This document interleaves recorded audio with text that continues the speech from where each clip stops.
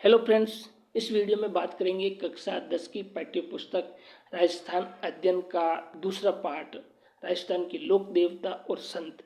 तो लोक देवता तो अपना हो गया पहले वाली वीडियो में, और इस वीडियो में बात करेंगे संतों और उनके संप्रदायों के बारे में। तो पहला, संत धन्ना। संत धन्ना राजस्थान में धार्मिक आंदोलन शुरू करने का श्रेय किसे दिया जाता है? संत धन्ना को दिया जाता है।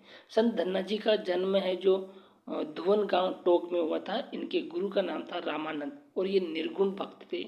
एक होता सगुण, एक होता निर्गुण। निर्गुण जो कि भगवान को मूर्ति पूजा नहीं करते हैं, भगवान की मूर्ति पूजा नहीं करते, वो निर्गुण है। और जो भगवान की मूर्ति की पूजा पाठ करते हैं वो क्या है? सगुण। निर्गुण किसकी पूजा करते हैं? समाधि की। समाधि के साथ भी पूजा पाठ करते हैं ये। और संत पीपा। संत पीपा आप सभी जानते हो कि ये गागरोन के शासक थे और ये रामानंद के शिष्य थे। इनकी गुफा झालावाड़ गागरोन के अंदर है। देखो कुछ किताबों में है ना, टोंक में भी बता रखी है, टोडाराय टोंक के अंदर, जो कि गलत है। सही क्या है? हिंदी ग्रंथ अकादमी की बुक्स में दे रखा है और अपनी 10वीं क्लास की किताब में दे रखा है कि संत पीपा की गुफा कहाँ पर है? गागरोन झालावाड़ के अंदर है। और अपन अपने लिए है ना, जो इसे ही ऑथेंटिक मान करके अपन को चलना है।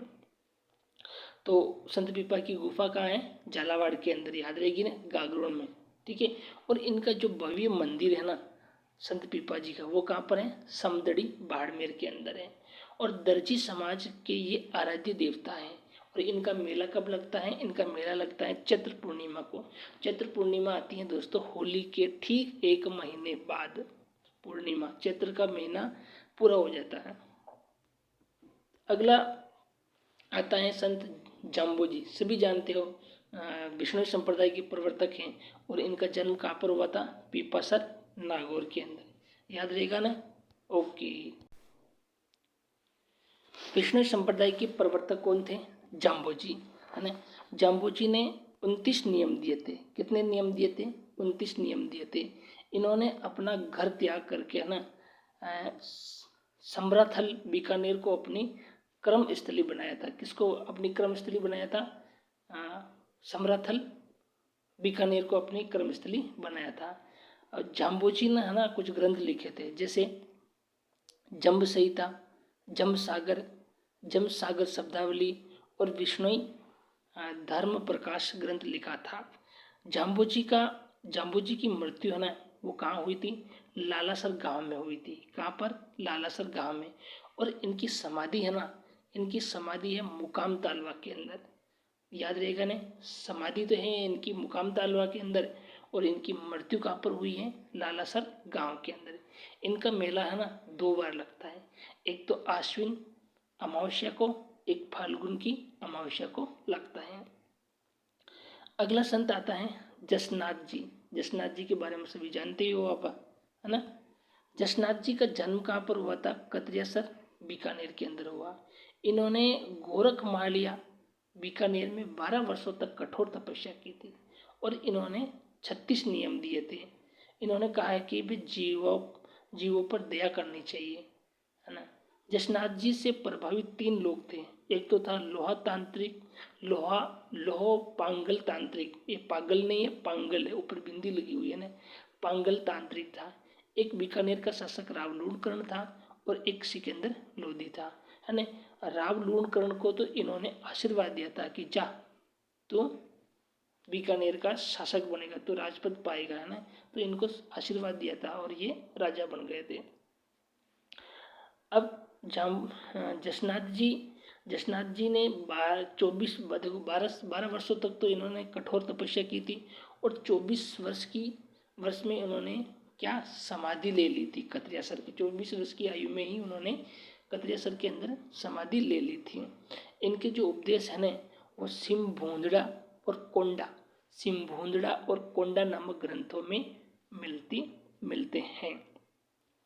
जहाँ ये जसनाथ जी की तपोभूमि और कर्म स्थली है ना कतरियासर बीकानेर के। इनका सब कतरियासर ही आता है ना। और जसनाथ जी है ना, जसनाथ जी। जसनाथ जी का मेला 3 बार लगता है ना। कब कब? चैत्र शुक्ल सप्तमी, आश्विन शुक्ल सप्तमी, माघ शुक्ल सप्तमी को इनका मेला 3 बार लगता है। और 2 बार किसका लगता है? जाम्बू जी का। और जसनाथ जी का कितनी बार लगता है? 3 बार। तो ऐसे आपको कंफ्यूज नहीं होना। लाल दास जी ने लाल दासी संप्रदाय की स्थापना करी। इन लाल दास जी का जन्म कहाँ पर हुआ था? धौलीदू अलवर के अंदर। कहाँ पर? धौलीदू अलवर के अंदर। और लाल दास जी का जो ग्रंथ है ना, जिसके अंदर इनके उपदेश मिलते हैं, उसका नाम क्या है? लाल दास की चेतावनियाँ। लाल दास की चेतावनियाँ नामक ग्रंथ में इनके उपदेश मिलते हैं। इनकी मृत्यु कहाँ पर हुई? तो इनकी मृत्यु हुई है नगला भरतपुर के अंदर। नगला भरतपुर के अंदर। और इनकी समाधि और इनकी जो मुख्य पीठ है वो है शेरपुर अलवर के अंदर। देखो, लाल दास जी से संबंधित जितने भी बातें आएंगे ने, वो सब के सब अलवर के अंदर है। सिर्फ उसकी मृत्यु है ना नगला भरतपुर में हुई है, बाकी सब कहाँ पर है? अलवर के अंदर। इनका मेला भी है ना 2 बार लगता है। आश्विन माघ की एकादशी, एकादशी का मतलब समझते हो? 11 है ना। और माघ पूर्णिमा है ना, माघ माघ पूर्णिमा को। और अगला संत आता है संत हरिदास, है ना। निरंजनी संप्रदाय के प्रवर्तक। निरंजनी संप्रदाय के प्रवर्तक कौन थे? संत हरिदास जी थे। इनका जन्म कहाँ हुआ था? कापड़ोद दिडवाना नागौर के अंदर। और इनका मूल नाम क्या था? हरि सिंह साखला। और इनका उपनाम क्या है? राजस्थान के वाल्मीकि। तो राजस्थान के वाल्मीकि के नाम से कौन सा संत जाना जाता है? तो वो है हरिदास जी। इन्होंने आत्मा इन्होंने परमात्मा को अलग निरंजन कहा है। किसने? हर संत हरिदास जी ने परमात्मा को क्या कहा? अलग निरंजन कहा था। और इनके जो उपदेश है ना, वो कौन से ग्रंथ में मिलते हैं? राजप्रकाश में मिलते हैं, और हरिपुरुषरी वाणी, हरिपुरुष की वाणी में मिलते हैं, और राजपुरुष नामक ग्रंथों में इनके उपदेश मिलते हैं। संत हरिदास जी की मृत्यु कहाँ पर हुई थी? डिडवाना नागौर के अंदर। दादू दयाल, आप सभी जानते हो ना दादू दयाल जी के बारे में, कि ये कहाँ के थे? मूलतः गुजरात के थे, है ना। तो राजस्थान में ये सर्वप्रथम सांबर आए थे। सांबर के बाद में आमेर, आमेर के बाद में ये नारायणा, है ना। नारायणा कहाँ पर? फुलेरा के पास में आता है। यहाँ पर आए थे और उन्होंने अपनी खानकाहें जो नारायणा को बना ली थी। और इनकी मृत्यु कहाँ पर हुई थी? नारायणा के अंदर हुई थी। इनकी मृत्यु के बाद इनके शव को है ना दादू खोल, एक गुफा है बहराने की पहाड़ी के नीचे, एक गुफा है दादू खोल। उस दादू खोल में इनके शरीर को खुला छोड़ दिया था, और फिर इसके शरीर को जानवर खा गए थे, और फिर उसके बाद में इसकी हड्डियों का अंतिम संस्कार किया था। ऐसी ही दादू दयाल में परंपरा है। तो जो दादू खोल है ना, दादू खोल को जो दादू पंथ के जो लोग हैं ना, उसे क्या पवित्र स्थान मानते हैं। किसको मानते हैं? दादू खोल, जहाँ पर उनका अंतिम समय बीता था ना, वो। अच्छा, इनके उपदेश इन्होंने किन पर उपदेश दिए थे? ब्रह्म, जीव, जगत और मोक्ष पर इन्होंने उपदेश दिए थे। और इनके ग्रंथ कौन से हैं? दादू जी की वाणी और दादूरा दुआ। इनके शिष्य थे, आप सभी जानते हो, है ना। गरीबदास, मिश्कन दास, सुंदर दास, है ना। बखना जी, रजब जी ने तो गजब कर दिया था, है ना। और माधव दास, ये सभी इनके शिष्य थे। मीराबाई को राजस्थान की राधा कहा जाता है। सभी जानते हो मीराबाई के बारे में, है ना। इनका विवाह है ना 1516 में करते हैं। 1516 में किसके साथ किया जाता है? भोजराज के साथ, है ना। सांगा का बेटा भोजराज के साथ भी किया जाता है। और 7 साल में बाद में इनकी पति की मृत्यु हो जाती है। तो 16 साल कितने होते हैं? 23। तो भोजराज की मृत्यु है ना 1523 ईस्वी में हो जाती है। और इनके जो उपदेश है वो किस में मिलते हैं? पदावलिया में मिलते हैं। किस में? पदावलिया में मिलता है। और संत रानाबाई इम्पोर्टेंट है। अभी हाल ही के एग्जाम में भी पूछा गया था, है ना, कि रानाबाई, राजस्थान की दूसरी मीरा किसे कहा जाता है? रानाबाई को राजस्थान की दूसरी मीरा कहा जाता है। रानाबाई का जन्म कहाँ पर हुआ था? हरनावा गांव, हरनावा गांव के अंदर इनका जन्म हुआ था। हरनावा मकराना नागौर के पास में है ना। और संत मावजी, सभी जानते हो संत मावजी के बारे में, है ना। इनका जन्म साबला गांव के अंदर हुआ था। और इन्होंने जो संप्रदाय चलाया था ना, वो कौन था? निष्कलंक संप्रदाय के ये प्रवर्तक थे। धाम बेनेश्वर धाम में, वहाँ पर इन्होंने तपस्या करी थी। और इन्होंने जो ग्रंथ लिखा था उसका नाम था मावजी के चोपड़े। ये मावजी के चोपड़े है ना, दीपावली के दिन ही बाहर निकाला जाता है। बाकी इनको मंदिर के अंदर ही एक जगह स्थायी पड़ा रहता है, इनको कोई हाथ नहीं लगाता है। दीपावली के दिन उनको बाहर निकालते और फिर उनका अध्ययन वगैरह कुछ करते होंगे। तो संत मावजी का मुख्य मंदिर है ना, वो कहाँ है? साबला गांव के अंदर है। साबला गांव डूंगरपुर के अंदर है ना। और इनकी यहाँ पर है ना चतुर्मुखी मूर्ति है। किसकी है? चतुर्मुखी मूर्ति किस संत की है? तो संत मावजी की है। आगे आता है रामचरण जी, है ना।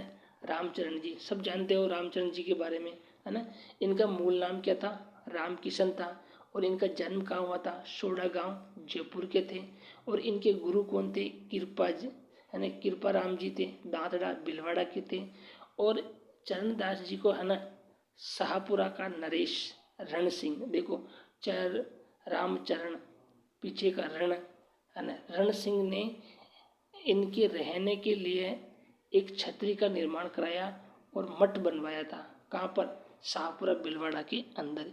और इनका जो ग्रंथ है ना, इनके जो उपदेश है ना, वो कौन से हैं? अणभिवाणी, अणभिवाणी नामक ग्रंथ में मिलते हैं। अब देखो दोस्तों, इसको मैंने कैसे याद रखा था कि रामचरण जी का जो ग्रंथ है ना, उसका नाम क्या है? अणभिवाणी। मैंने ऐसे याद रखा कि मेरा एक दोस्त है, उसका नाम है भैरू सिंह सोलंकी, है ना। वो भैरू सिंह सोलंकी कहाँ का रहने वाला का है? वो भिलवाड़ा का रहने वाला है। तो जब भी ये प्रश्न आता ना, तो मैं उससे को रिलेट करके मैं याद रखता हूँ अणभिवाणी। तो ऐसे है ना, आप भी किसी से जोड़ करके याद रखने की कोशिश कीजिए, है ना। ओके, देखो अगला है संत महर्षि नवल राम। इम्पोर्टेंट है, हाल ही के एग्जाम में भी ये क्वेश्चन पूछा गया था। नवल संप्रदाय की मुख्य पीठ कहाँ पर है? ये क्वेश्चन आया था जोधपुर के अंदर, है ना। और नवल राम जी का जन्म हर्षोलाव गांव नागौर के अंदर हुआ था। और इनके नवल राम के गुरु कौन थे? करता राम। नवल राम के गुरु कौन थे? करता राम। और संतों में अपना लास्ट है अभी सांगलिया धोनी। सांगलिया धोनी कहाँ पर है? सिक्कर के अंदर है। कहाँ पर है? सिक्कर के अंदर है। और इस सांगलिया धोनी की स्थापना किसने करी थी? सांगलिया धोनी की स्थापना करी थी लक्कड़दास महाराज ने। किसने? लक्कड़दास महाराज का संबंध है सांगलिया धोनी सिक्कर से। इसी के साथ में दोस्तों ये अपना दूसरा पार्ट कंप्लीट हो गया। धन्यवाद।